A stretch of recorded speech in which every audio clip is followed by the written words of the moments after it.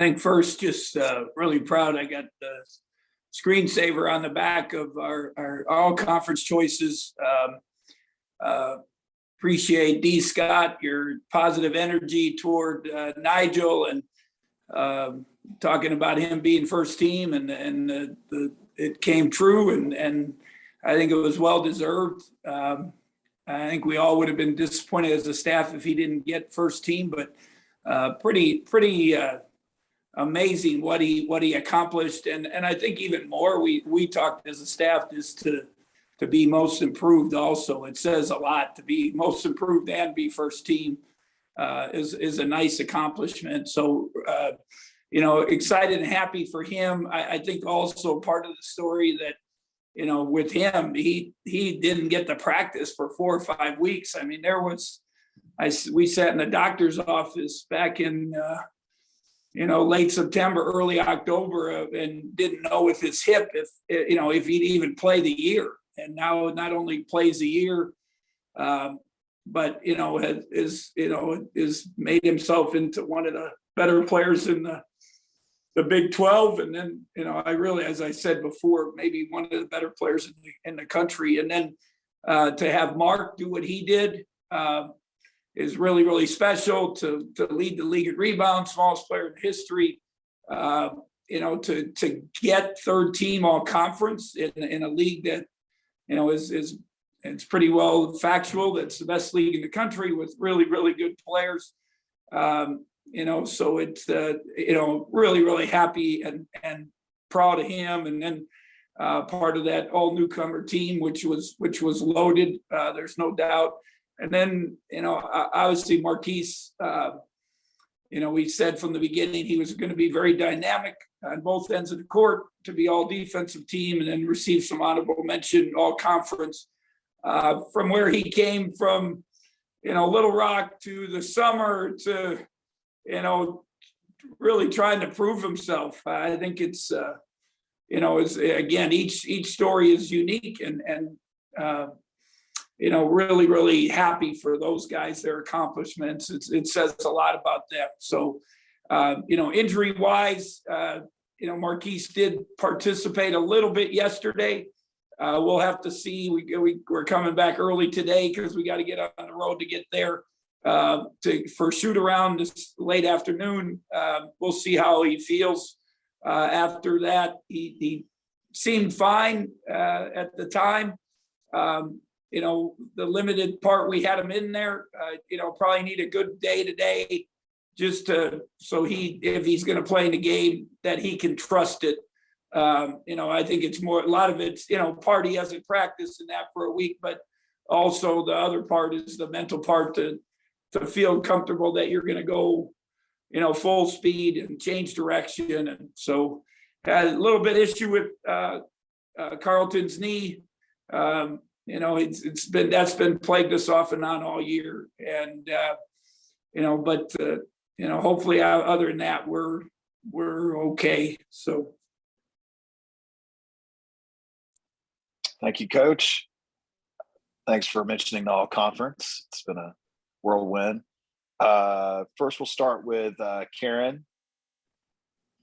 Hi, Coach. Sorry about my camera. For some reason, it just blew out. So anyway, hope you can hear me. Can you hear me okay? Hello? Can you hear me? Hello? It's a little bit. A little bit. Just a little. I don't know what's wrong. I'll only ask one question. What is your message to the team coming to Kansas City? I mean, this is their time. This is about the players. It's their time. I said, since I guess whatever Sunday when we got together, don't let yourself down and don't let your teammates down. And we have a good group. They really care. I think if they didn't care, we probably wouldn't have survived all we've been through. And that's what I based it on. You guys all year, you've cared, you love each other, you enjoy each other. Now don't let your teammates down, but also don't let yourself down. You don't get this opportunity very often. And that's what we've talked about. They've had good energy. we got together Sunday, lift weights, watch a little film. Yesterday it was very positive, and that's the most important thing. Thank you, Karen. Next to Kellis. Is there such a thing as a nothing to lose mentality from a coach? And if so, are you entering Kansas City with that this week? I mean, there's everything to lose. I mean, every time you lose a game, it's that's why you play. That's why you compete. That's why you coach. And so there's everything to lose. And we, this is about the guys. This is about them to get a chance to, maybe do something special. And it's, you always hear it's March, baby, anything can happen. So that's the mentality we're trying to deal with, and hopefully our guys we can have some things go our way and play at a high level. But it's not going to be easy. West Virginia, both games were close. Obviously, the one we were very, very undermanned. And undercoached and undermanned, and Jermaine did a great job, but it's no practice, not enough players, and we still got it to where we had a shot at the end. The game probably caught them off guard a little bit at their place. I'm sure they looked at the bench and warm-ups, and it's like the high level AAU team looks at the other one and they don't even have enough players to play, and probably caught them. But we had a chance at the end. Game at our place. Watched it late last night again. Obviously Sherman was really good first half. They had some other guys make some shots. And then, we found a way in the second half to just keep coming at them. And I think that's going to be the important thing. We have to be in attack mode the whole time, because they obviously they're aggressive, and just came off a really good win at TCU. And Mike said something interesting after the game. He made it seem like he was just really disappointed that the defensive effort has slipped off over these last couple of games. The offense seems to have been there. What's the key to balancing that out and getting the defense back up where you need it? I think everybody, just the communication.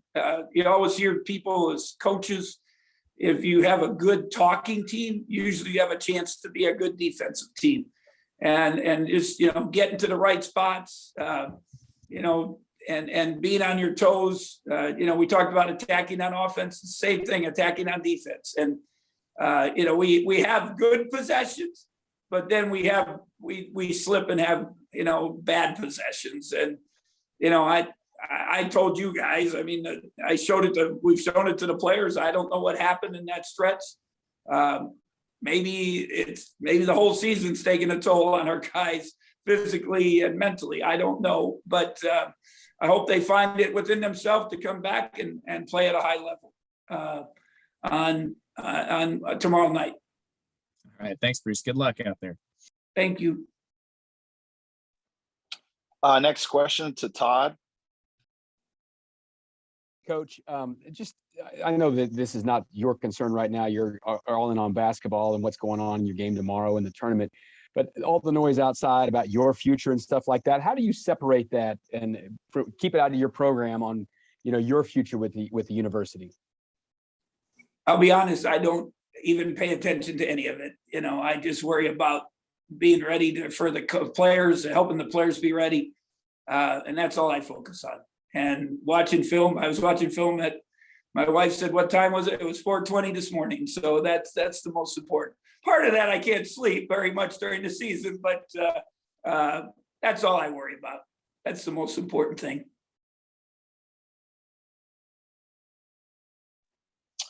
Next question to Tim. Which one? Fitzgerald, sorry. Okay. Coach, I want to go back to Mark Smith. And you've known the guy a long time. How much has he evolved as a player this season? And what has he meant to you, not just as a player, but also his leadership that he came in with, just great attitude? Yeah, I think I received a really early morning text message from his dad this morning, and And again, I almost weekly get something from his dad or mom, and just in the appreciation for having this year, to being at K-State, to being part of our program. You know, I've said all along that, you know, he blended in. I didn't know what was going to happen, but you know, all three of those guys blended in, and Mark just, I think I talked about it last week. You know, he just is happy every day. He comes in the office. He's, you know, watching film. He's talking to the coaches. He's messing around with the players. You know, just and when you have a good attitude, a positive attitude, good things happen for you. And he's a very devout Christian. He's got a strong faith. You know, I think that's all part of it. Just being a good human being with a positive attitude and positive outlook on life, and appreciating things. And when that happens, good things happen to good people. And I can't be more happy for him. You know, now we got to get him. I got to try to get him into some of those, maybe Portsmouth or something like that. I think that would be the next step for him after this weekend. But I hope he was rewarded, obviously acknowledged on those awards this week, and hopefully we can continue helping him in his future. Thanks, Coach. Next question to the other 10.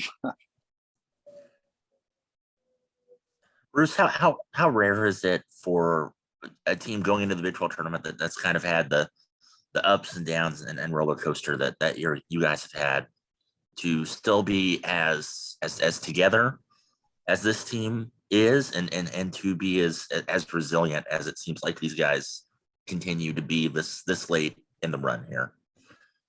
You know, I don't know if it's rare or whatever. I just think, again, what I said earlier, it's a credit to our guys. You know, it's about them and what they've done since they arrived here in the summer as a group. It really started in the spring with the returners. You know, but then everybody embracing each other and really making a commitment to it. And obviously we've had a lot of stuff happen. I mean, it's just, you know, it's not excuses, it's facts. It's, you know, a lot of things have happened. You don't always understand in life why, but you know, these guys, they're going to be better for it in the long run. I just hope and pray that they're rewarded this weekend with a good performance and something that they can feel really good about as a group. And you know, I've been part of it before, where you know, crazy things have happened, and you know, I'm hoping that it happens again for these guys, because they deserve it. And then I know that you've been asked about the NIT, and you said that you guys would be interested. You guys are on the bubble of the NIT. If you guys don't make a run in Kansas City, the other postseason tournaments, is that something that would also be looked into? Is that something you're also interested? CBI, CTI? No, I don't think that would be, you know, part of it, but of the equation. But you know, it's you know, I think it's, you know, we're just hoping to make a little bit of run here and get some opportunity. So it would be great for them. To me, that would make me feel good. Thanks, Bruce.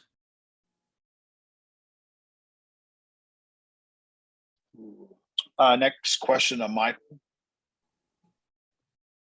Yeah, Bruce, you mentioned Carlton Lingard previously. Has his knee prevented him from playing at all in the last few games? It just kind of comes and goes.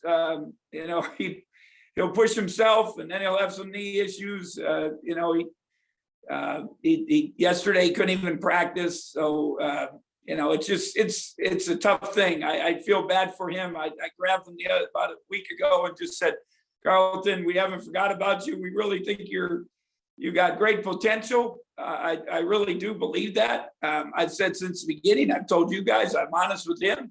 You know, he needs off season. He needs summer. He's never had a summer. He's never had a fall here at K-State. And, you know, he's been thrown into games without really preparation and time to improve. And, you know, I just, you know, a great young man, great attitude.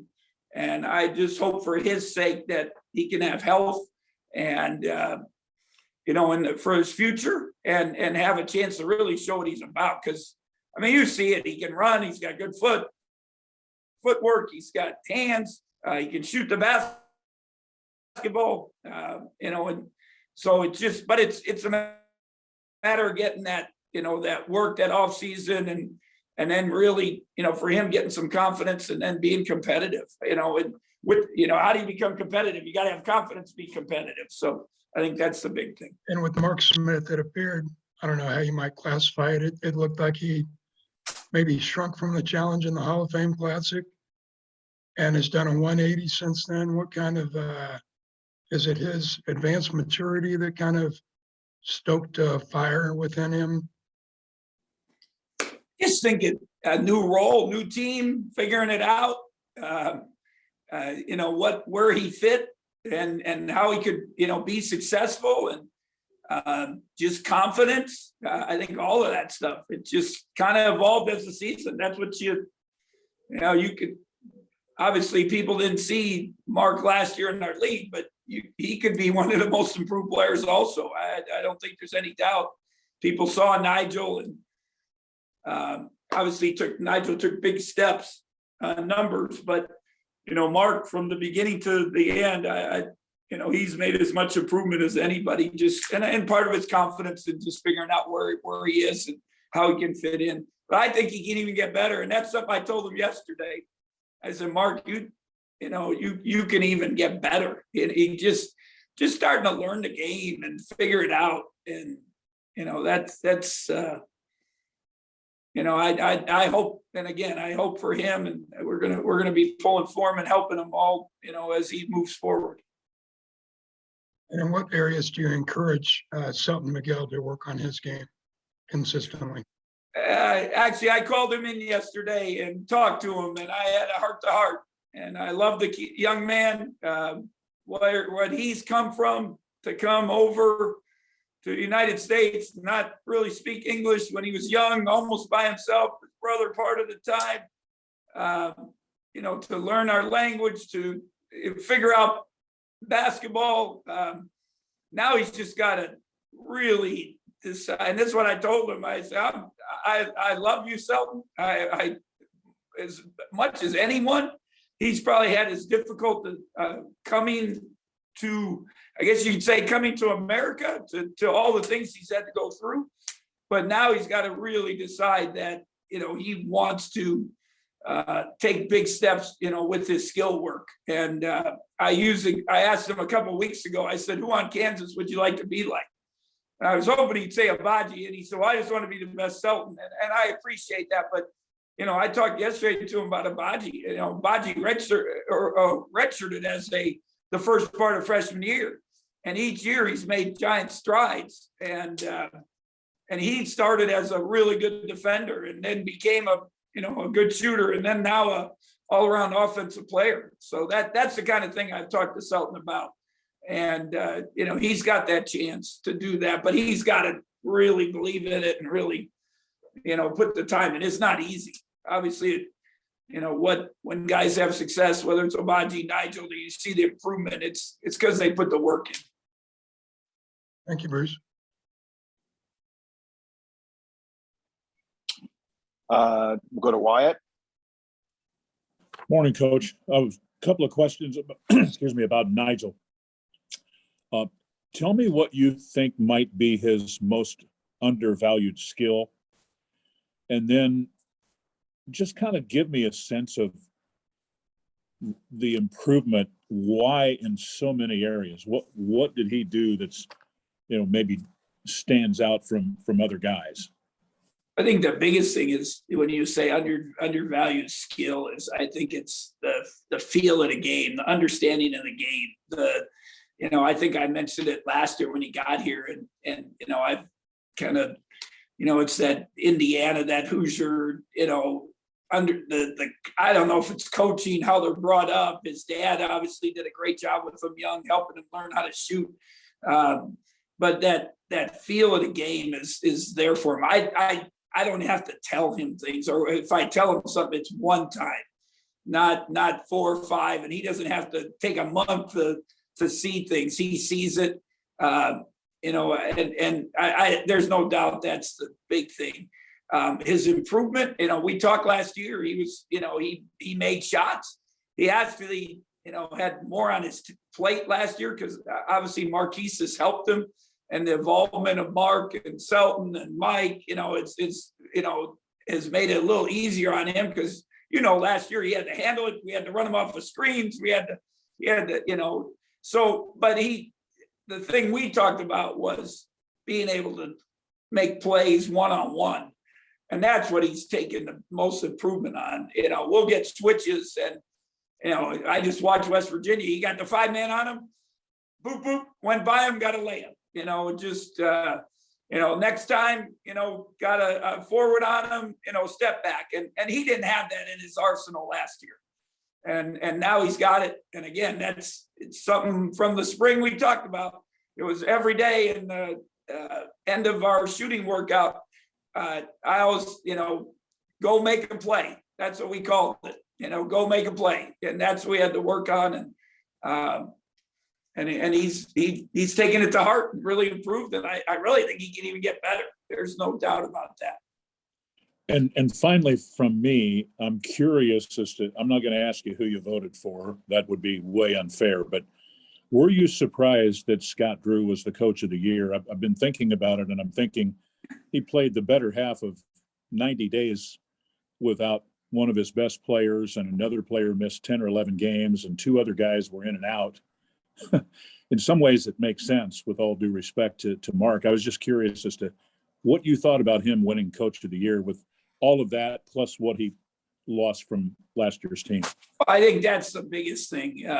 You know, one, they won another conference title, and that's, you know, beside Coach Self and myself, we're the only ones in the last 10 years to win 2. So, you know, that's impressive. And, you know, obviously Scott's been in the league longer, nearly 20 years or so, but, you know, to do that. But I think the big thing is, you know, not only did he win the national championship last year, but he lost a lot of those guys, and they're in the NBA, and to come back, and he added some really nice pieces, there's no doubt, but to get them to gel together and defend the way they do, and then the deal when Chacha went out, I thought they'd be a totally different team, but he's able to adjust again. So there's a lot of guys that could have won the Coach of the Year. There's no doubt. You know, Coach Adams is definitely, you know, somebody that should have been, you know, TJ at Iowa State did a great job. You know, you can even Jamie Dixon, you know, has done a really nice job. So got a great league, great coaches, and you know, just, you know, and I hate, you know, I said many times, not last year, not the year before, Scott Drew doesn't get enough credit for how good a coach he was. And I think it's, you know, Cartier always said I was a prophet. So I guess maybe Cartier was pretty smart. I don't know.